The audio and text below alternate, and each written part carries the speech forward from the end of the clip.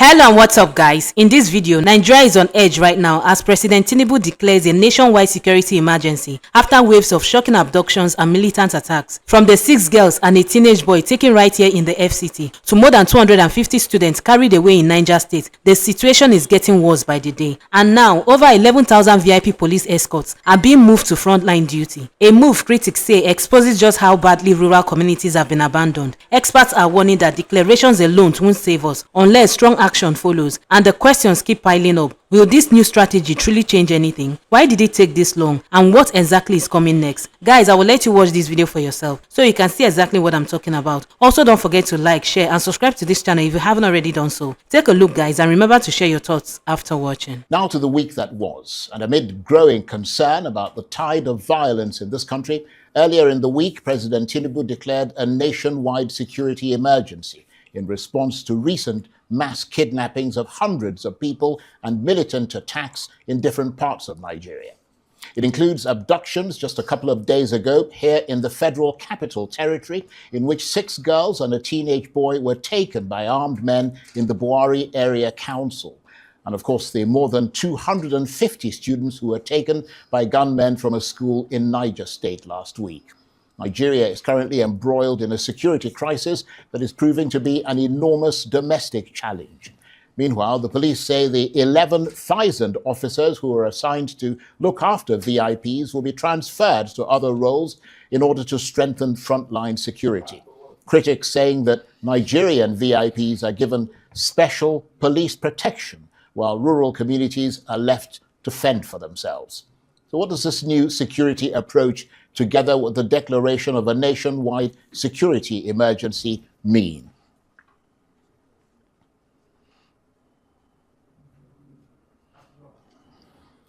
And with me to look back at the week that was are 3 commentators who are experts at scouring those headlines and unearthing everything that's above and under the radar and inspiring us with their illuminating beacons of knowledge. And they are the policy strategist and group CEO of the global investment and trade company, Baba Yusuf, the Niger Delta activist, international multimedia journalist and former BBC correspondent Donu Kabara, and the legislative consultant and public policy analyst, Dr. Chibuzo Okereke.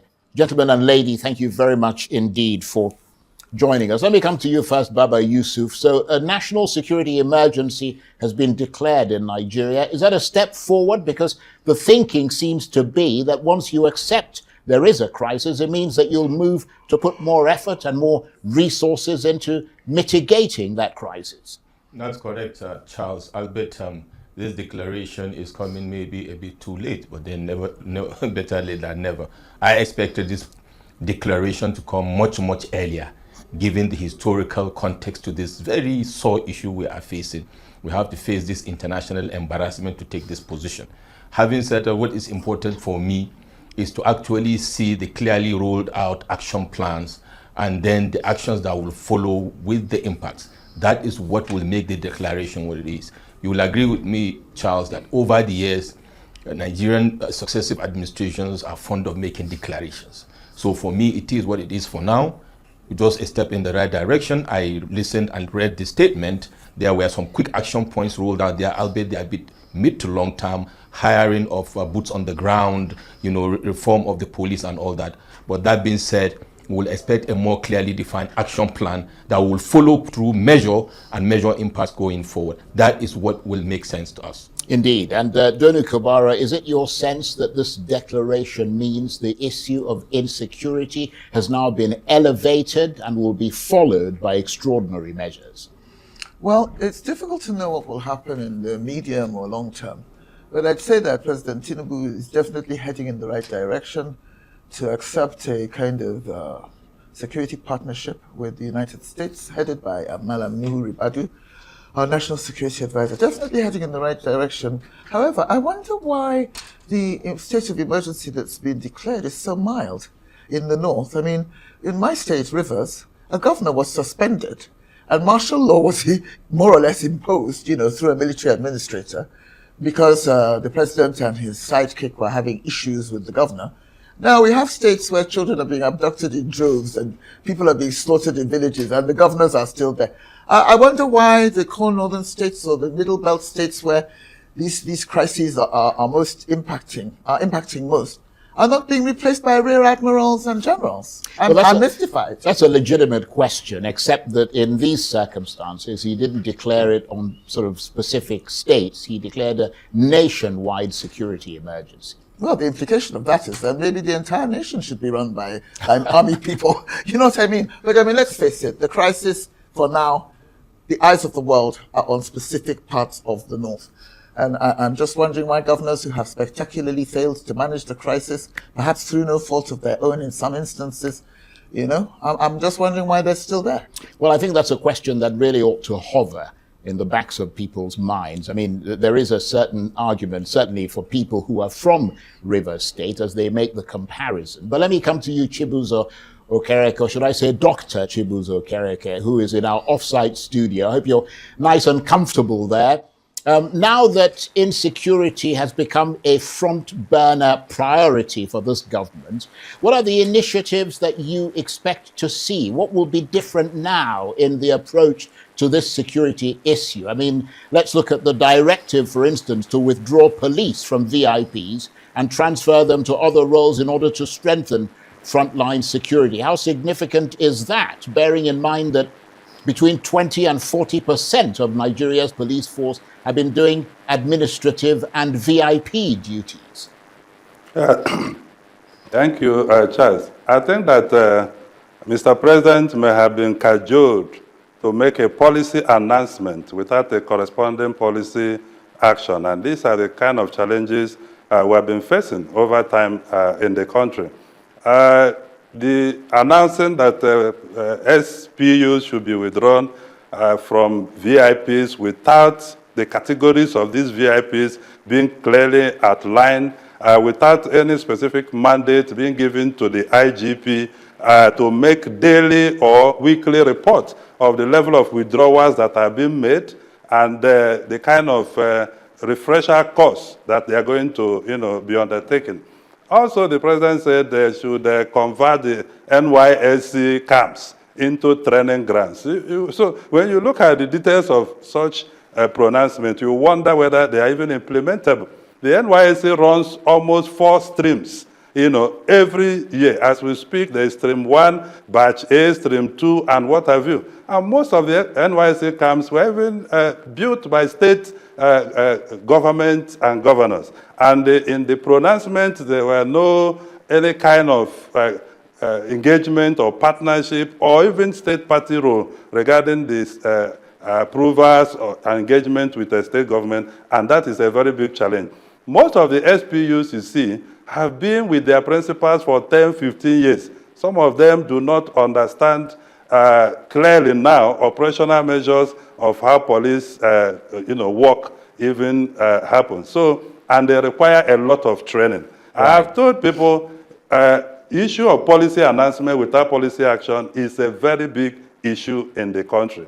And we need to have clear details. The president in the past said he doesn't want any minister to move with more than 3 entourage. Who is looking at those policies? Who is following up? Who is implementing them? So I don't see, without clear details, that we're going to have any kind of change soon.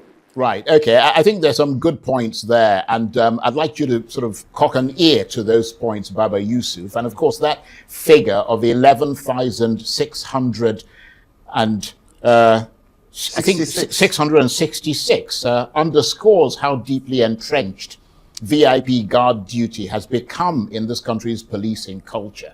I mean, in that regard, do you see this as a particularly bold reform move from President Tinubu? First of all, the numbers that have been reeled out are quite inadequate considering the actual number of people on the SPU, the Special Protection Unit created within the Nigerian police force. The numbers we are having are over the realm of 50,000. Of course, there are categories that cannot be withdrawn, diplomatic and others. But that being said, Charles, this policy statement with regards to withdrawal of police, providing not just VIP quote unquote, but in reality including domestic services, have been coming out for the past 6-7 years. Under the leadership of President Muhammadu Buhari, this declaration was made.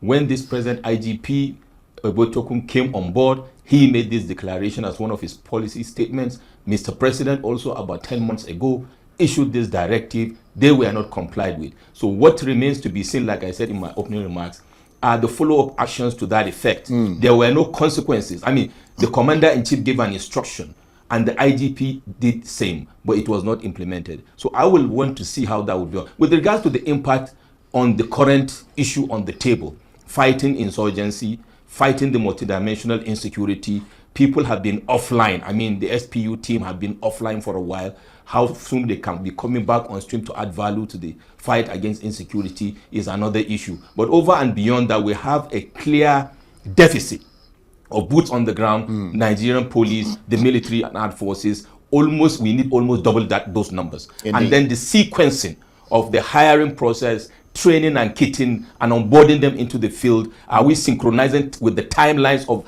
how the bandits and the terrorists are unleashing their own playbook? You see how they are incurring into the next central. They have gone back into Kanu. What is their playbook and how are we countering those playbooks? I want to see a strategic outlay of the fight against insecurity, not just policy statements. We have to synchronize and counter whatever is unraveling. Otherwise, by the time the new hires come on board, including the forest guard don't have capacity to fight these people. Are we bringing equipment? Are we bringing trainings? How are we going to be able to counter and cover the lost ground and also take the higher ground? Right. So I think the working group that has been set up, between Nigeria and the US is a fantastic one that will enable us to move faster. We're going to come US. to that working group in a minute, but let me come to you, Donu. Why do you think the government has been unable to bring the number of kidnappings down? Because we're told that so far this year, there have been more than 7,000 abductions, which is more than the total for last year, which stood at less than 6,000, according to figures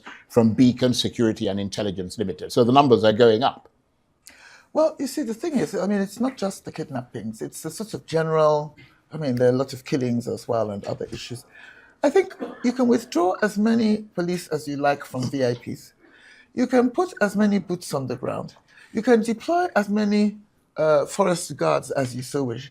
But if you're basically stealing the defense budget through various, there's a lot of leakages caused by corruption within the military. And believe you me, I know what I'm saying. I've spoken to a couple of people who know these things.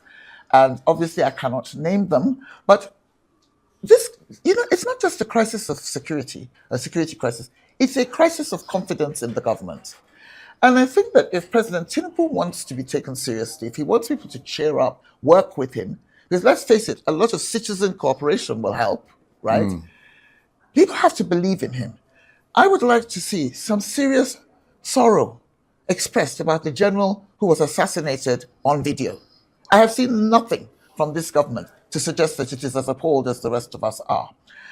I would like to see less bumbling nonsense like the interview that you yourself did over this Kwara incident. Why did you let them go? How come you managed to get hold of them when you felt like it? Did you pay ransom? Didn't you pay ransom? Again, maybe they did the right thing, but the message has been communicated so ineptly that nobody trusts them. So I'd say that, there's again, maybe this is unfair, but President Tinubu and Vice President Shettima are suspected of having done some shady compromises with Islamic terrorists or bandits or whatever. But I know there are different categories of criminal causing this problem. Now, maybe they haven't done anything shady, but people believe that they have. So, they have a huge public enlightenment challenge to face up to. And once that has been done, then I will believe that all these police, if they have the will, they can get it done. Sorry. Right. Okay. Well, thank you, Donu. I was desperately trying to send sign language and it was failing spectacularly to somebody in here. Nevertheless, let me come to you, Chibuzo Okereke. We're coming to the end of this segment of the discussion. How much does all this point to a wider issue, which is that the government has failed to provide opportunities for young Nigerians who, in their frustration, are more vulnerable to all kinds of criminal activities? Yeah, exactly. And that is the challenge I believe we are facing. The greatest gift any nation can give to its citizens is the gift of hope. If your citizens lose hope in the country and what the country stands to offer it, you are facing the biggest challenge of your life. And if we are to make progress, we must seek to build a merit-based society where merit, good-spirited competitiveness is the basis for, reward, and of course, punishment. Actions must have consequences and what have you. And this is where we must go. And in tackling insecurity, we must remember the political economy of insecurity says that this is beyond a social and economic crisis. This is also a business for some people. And that as long as Nigeria continues to face this issue, some people who are into the business of arms importation and arms smuggling are having a field day. And therefore, lifting people out of poverty is very central. Building a merit-based society is very central. The president's slogan is renewed hope. Maybe this is the time to ensure, using merit and equity, that hope is restored to the people so that they can believe again and offer the values they have for a country that they so much love. But unfortunately, that is on the edge at this time. And on that reflective note, let's move on, because this was also a week in which President Tinubu approved the constitution of the Nigerian side of the US-Nigeria Joint Working Group. We already touched on that briefly. It's led by the National Security Advisor, Nuhu Ribadu. It's a collaborative effort that aims to strengthen bilateral cooperation and address this country's insecurity issues. The group is made up of senior officials from relevant government establishments, including the Ministers of Foreign Affairs, Defense, Interior, and Humanitarian Affairs, among others. So can this joint effort really make a dent in Nigeria's security challenges? And let me come to you, Baba Yusuf. Is the US genuinely interested in helping Nigeria tackle insecurity, or is this a move to exert influence over this country, as some people have suggested? Yes and no, Charles. And I wouldn't blame the United States of America, because we all know everybody works for his interest. Foreign policy should drive overall national, development strategy for everybody, in Nigeria inclusive. We dropped the ball, we left the window open, and it's an opportunity for the United States of America. I've written severally about this. And if we say the United States of America or the Western powers or superpowers are going for our mineral resources, what did we do to provide good governance? What did we do to secure the country? The argument is, are we having challenges? And the answer is yes. If for whatever ulterior motives, the number one country in the world is asserting itself on us, then we would have done something that allowed them to do so. What was our strategy ab initio? What is our strategy now? The lukewarm attitude of the political class with regards to this issue that has been there for about 15 years and getting worse is what has brought us to this situation. Mm-hmm. Having said that, the US has leverage, it has capacity, no doubt, and it is left to us now to leverage this opportunity and say we also sought for help maybe at a point in time or not, or got it. Of course, the issue of corruption are there. Now we have a working group, which I commend and I appreciate, because there's an opportunity for us to work out a win-win, outcome. If our own team, under the leadership of President Bola Ahmed Tinubu, craft out a well-crafted deal with President Trump for us to be able to make milestone whatever the intent of America is. Otherwise, at the end of the day, the US will have their way, they will get what they want, and will still be locked down in this situation. I will land with this. Wherever the United States of America has provided intervention, is there peace today? So while we are working out the intervention, we will make sure we don't end up like a Libya, like an Afghanistan or any other country. I believe we will not get there. But I think the political class have gotten a wake-up call with this position of the US. The rest remains to be seen, how our people on the side of the working group are able to utilize this opportunity to kill this issue. But whatever we are doing with the working group, let's not make no mistake about it. Right. The leadership of this country have a constitutional mandate. It is their call to deliver. Right. And Donu, I wonder if you're concerned that the Nigerian side of this US-Nigeria joint working group seems to have more Muslims than Christians when the issue is about alleged genocide, at least from the American side, the alleged genocide against Christians. And the group is made up of mostly people from the North and the Southwest, and they don't appear to be people from the affected communities in that group. I mean, does that rather undermine trust in it from the outset? Well, I didn't know about the composition of the group. I only heard that Nuhu Ribadu was heading it. If it's true that it comprises mostly Northerners and Southwesterners, then yeah, but what do you expect? I mean, Well, I mean, there are not a lot of people from, for example, the North Central region there who What are do you the expect, people who are Charles? complaining about the Christian sort of attack or whatever. I mean, I'm not, obviously, we all agree that there isn't a sort of focused, government-driven sort of genocide against Christians, but Christians are being killed as well as Muslims, and the two sides should be reflected in that group. Well, I mean, that's the argument some people are making. Well, I mean, there may not be a government-focused genocide against Christians, but there's been a lot of collusion from government people, which includes some tainted armed force personnel against Christians. But, Muslims have also died. We've been having this debate for weeks. But, what do you expect from a government that's headed by a Muslim ticket? We've always traditionally had one Christian and one Muslim at the top of the tree. This time we have two Muslims.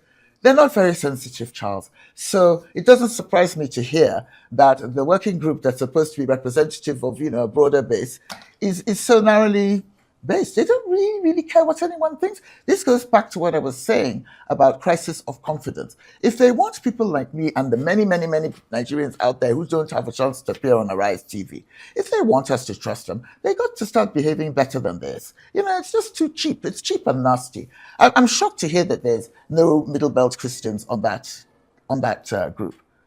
And I hope that No, we're not saying that there isn't. I mean, there are some Christians on it, but it's the way that it's spread out. You see what I mean? That's the sense that is being coming through to people, is that there is a preponderance of people from one side of the country and not from other parts of the country, and certainly not people who are some of those communities that have been targeted, that have fallen victim, let me put it that way, to these attacks. So let me come to you, Chibuzo. This joint group starts to meet, hopefully soon. You were talking previously about the need to kind of give young people a sort of fillip in this country. Should Nigeria prioritize addressing the root causes of insecurity, such as poverty and unemployment, and seize the opportunity of this joint working group with the Americans to try and advance those issues? Yeah, absolutely. And honestly, Charles, I don't know about this joint working group. This is a forced marriage. If President Trump didn't raise issues or designate Nigeria as a CPC country, and our government didn't go into frenzy reaction, sending people to France, to Germany, and all different media houses in Europe to explain and provide context and what they say to understand what is happening in Nigeria better, we wouldn't have any working group in the first place. So I wouldn't focus more about the working group, because it's going to end in another paper and strategy plan that is so beautiful about kinetic and non-kinetic measures, economic and peace-building effort. We already know the things that will be in the document. My interest now is the end product of this working group. How is it going to quell the business of insecurity in Nigeria that so many people are profiting from? How is it going to restore hope and trust to young people in Nigeria? We cannot run an economic empowerment system that is hugely based on political patronage. And that is why we must return to inspiring hope by building a merit-based society. It's not rocket science, it can be done. Things can be successfully and competitively done so that the best of us gets opportunity and not, the less of us, which is the big issue, we are facing today in the country. So I would like whether the composition is right or not, let the Nigerian team remember, like Baba Yusuf said, under Chapter 2 of our Constitution, that we have the constitutional mandate to provide and protect lives and welfare, provide welfare for the Nigerian people, and that you have the mandate to build equal socio-economic opportunity for everyone that is not based on discrimination. We've created a Federal Character Commission, for instance. Even the composition of the Federal Character Commission and their operations does not reflect anything federal character. And that is the institutional problem we face that will require political will to deal with. Indeed. And let me come to you, Baba Yusuf, as briefly as you can, because we've got to go on a break in a hot second. But one of the issues that has always been raised in this country, and I think you yourself have raised that innumerable times, is the issue of corruption, transparency, and all the rest of it. Do you think the Americans should put in place mechanisms to ensure transparency and accountability in Nigeria in the implementation of the joint working group's agreements and whatever help they're going to extend to Nigeria? Excellent question, Charles. Good stuff. You've already started setting the agenda for the group. And to be honest, yesterday I was excited when I saw some of the provisions in the bill presently in the Capitol, before the House of Representatives of the United States of America, with regards to sanctioning some politically exposed persons in Nigeria. I think it's a way to go to embolden that in the working group discussions. Corruption is the fundamental issue in Nigeria. It transcends insecurity, economy, and everything. And I think those provisos within the bill, I personally, as a Nigerian, I want that bill to be passed, because politically exposed person now will know that some people are taking action. Because the corruption index that are rolled out every year, I challenge the developed countries that they are in cahoots with our people, because they collect the money only afterwards to start and try to claim holier than thou. So very good point you have made. Let that be part of the total package, because like Dr. Chibuzo said, it is part of the issue that people are benefiting from this in the political class, in the traditional institution, and the entire leadership value chain. So unless we address that pari passu, right, we are not going to see the end of it. Okay, I have to take a break. We will come back in a minute.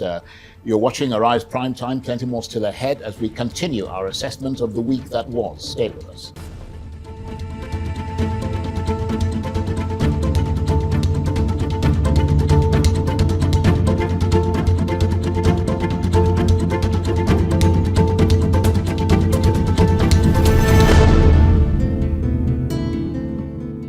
Welcome back to Arise Prime Time, where we offer perspectives on the news and talking points of the day. I'm Charles Anyegolu. Now let's continue our assessment of the news of the week at the end of a fateful week in which Guinea-Bissau installed an army general as transitional president following the coup d'etat that removed the former president Umaru Sissoco Embalo. The African Union and the West African Regional Bloc ECOWAS have condemned the takeover, the latest in a series of coups and attempted coups in Guinea-Bissau. In point of fact, it's the country's 15th military takeover. And it begs the question, why is Guinea-Bissau so prone to military coups? And what's next for the country?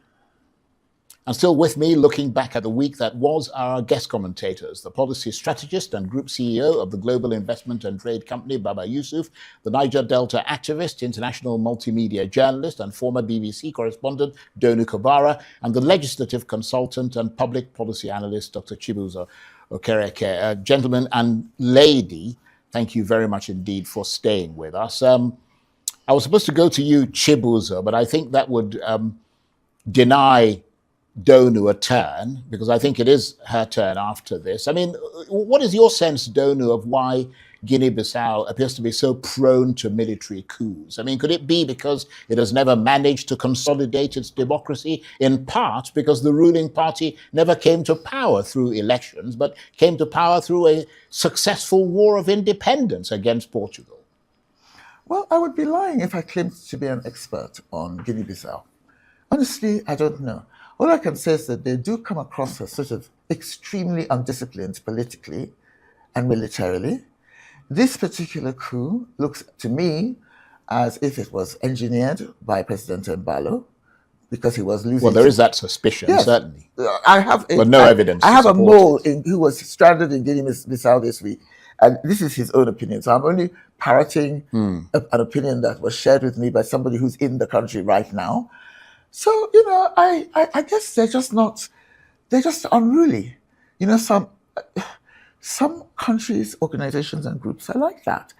And I'm flabbergasted. And let me follow up on that, Chibuzo Okereke, because Guinea-Bissau's ousted President Umaru Sissoco Embalo has left the country and arrived in Senegal. And what we know about how he left is that Senegal sent a flight and extracted him from Guinea-Bissau and flew him to Dakar.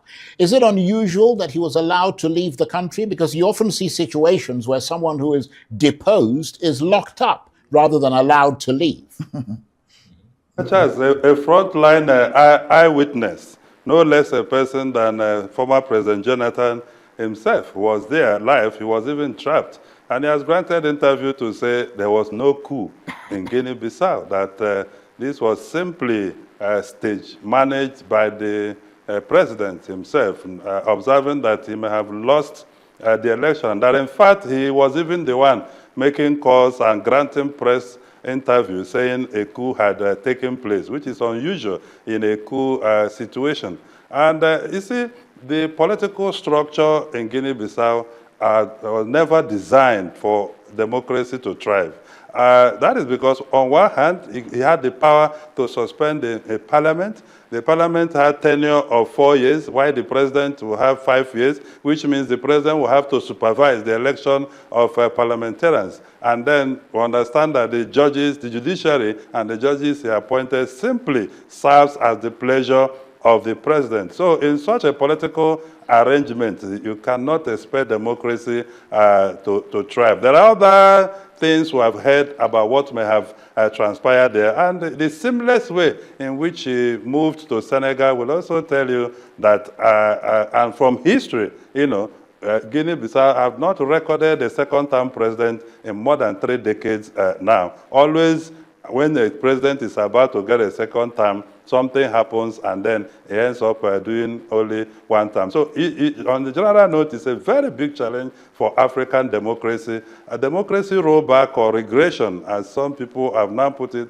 in Africa, and particularly in West Africa, is something that has become, you know, a very big challenge. And people are beginning to ask the value of democracy, the value of election. Because, you see, people can't just be interested about the next election, perpetuating themselves in office and power. Power and control seem to be more important to many African leaders than democracy and governance. And when you are not able to, you know, manage democracy by ensuring legitimacy and popular participation and effective working of institutions, you are going to keep having, as Madam said, so much indiscipline within the political class that they don't appear to believe that they even have a country they want to lead. And we are experiencing same in terms of the character of democracy in Nigeria and many other African countries. Yeah.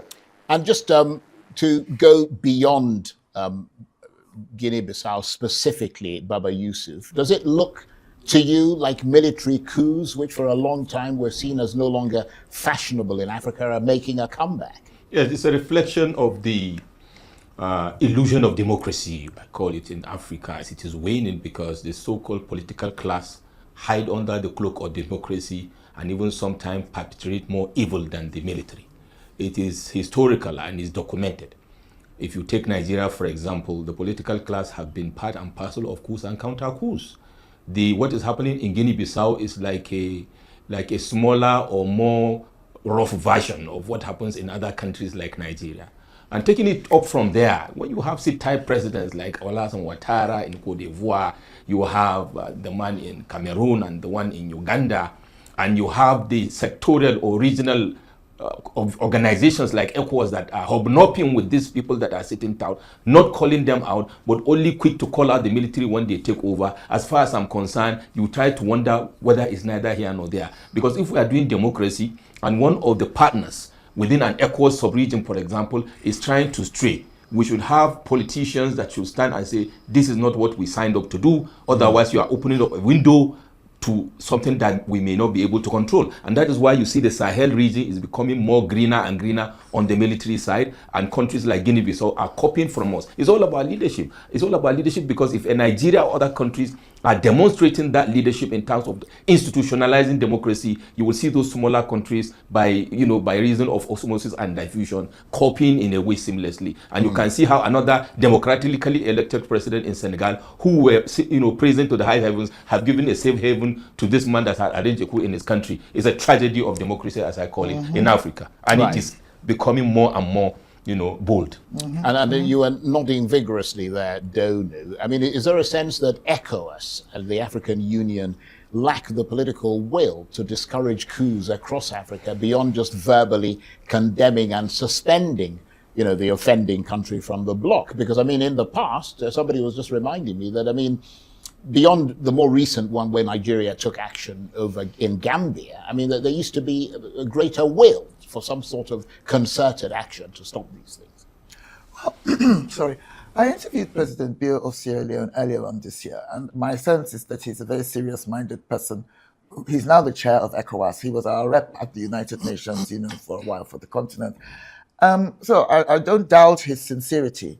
But, I have a slightly different view about coups. I don't think they're always a bad thing, or at least they are a reflection of a breakdown of trust, law and order, discipline, poverty alleviation, all those things that worry people. And I think one of the reasons why President Tinubu, Malam Nuhu Ribadu, and everybody must take what they're doing very seriously and get as much help as they can from the Americans is because there are two very real risks that can escalate out of the status quo. One is that there will be eventually a military coup, as people just lose confidence in the government, democracy. And two is that there will be a disintegration of the country. These are very, very real risks. In fact, I was thinking the other day, Donald Trump is offering us help. I mean, he offered to build a wall between America and Mexico. Some people would love him to build a wall between the North and the South. So, maybe he can deploy his wall building talents here. But no. As long as there are holes within the wall, because I actually like to go to the north. To be honest, I do enjoy traveling up there. Don't worry, I'm sure they'll give you a visa. But what I'm saying is that just very briefly, because we're going to move on. We're almost out of time. You can finish your thought. Okay. All I was saying very briefly is that we also have to put pressure on the president in a democratic way through the National Assembly, the media, to do this thing in a very disciplined, with forensic precision. Okay. Let the Americans handle the procurement and the spending. Do not let the Nigerian government raise billions and then it disappears. Okay. Right? Well, let me just move on very quickly because I've just been told we've got just about 5 minutes. You mentioned President Trump. He has said he will permanently pause all migration from what he called third world countries. In a social media post, he wrote that he would terminate all of what he called the millions of illegal Biden admissions. He also said he would end all federal benefits to non-citizens and denaturalize migrants who undermine domestic tranquility. And he was writing after it was announced that one of the U.S. National Guard soldiers who were shot on Wednesday in Washington, 20-year-old Sarah Beckstrom, has died. The second National Guard member, 24-year-old Andrew Wolf, is said to be fighting for his life. The suspected gunman is an Afghan national, and Mr. Trump confirmed an earlier announcement by the administration that they sought to target 19 countries. So far, they haven't named them, but correspondents believe Afghanistan, Iran, Somalia, Venezuela would be included. And Chibuzo Kereke, very briefly, because we're almost out of time, so if you could really keep it brief, would appreciate it. I'll start by asking you the question I asked our special correspondent, James Blue, who is based in the US. Is there a sense that this is a sad day for America because one of its soldiers has died, but it is an especially sad day for migrants in the US because they are being scapegoated once again? Well, Charles, I think this is more of a sad day for America and less of a sad day for the rest of the third world countries. One, this shows the value the American state places on their military personnel, which you don't find in this part of the world. Yes, one may be bothered about the error of generalization, characterizing the behavior of one person to affect many other people. But beyond that, the psychological stimuli it gives to the military officers in America is that their country stands for them. They can fight for them. And you cannot just come and assault, murder or displace a man in uniform and get away with it. So, it's a big warning, and I think it's important that the states are taking that position. Right. Okay. Yeah. All right. Thank you. And Baba Yusuf, it now seems that the Trump administration will review the status of people, not just from Afghanistan, but as we mentioned, 18 other countries, ones it considers high risk. We talked about Cuba, Haiti, Somalia, Venezuela, etc. Thankfully, Nigeria is not among them. What can those countries on the list expect to see as President Trump and his supporters make the case that what they're doing is trying to make America safer in the wake of an attack on American soldiers? And as Chibuzo mentioned, is there perhaps a lesson for Nigeria there in terms of how it should react when Nigerian troops are attacked? Very correct, Charles, that those countries, of course, will have to expect an escalation of, the unleashing of mayhem by President Donald Trump on the migrants, but not just those ones. He said third world country, has already categorized it. So Nigerians should also watch out. I don't expect any change in disposition and action from President Donald Trump. And after all, he's defending his country, he's defending his people. For Nigeria, we can see the premium being placed on not just the military in the United States, but everybody that is serving, working in the protection and service department, is ready to die for the country because the country is ready to have its back. We should take that as a lesson with the current ongoing fight against, terrorism in this country. And that should be the watchword, but then it comes with a lot of responsibility. Right. Okay, and a final word from you, Donu. It's interesting that President Trump has faced himself 2 assassination attempts, both of those at the hands of white American men. But he's certainly not calling for some sort of reinvestigation or re-vetting or additional security steps for white American men, is he? No, I'm really disturbed by this, the racism, the hatred of black and brown people.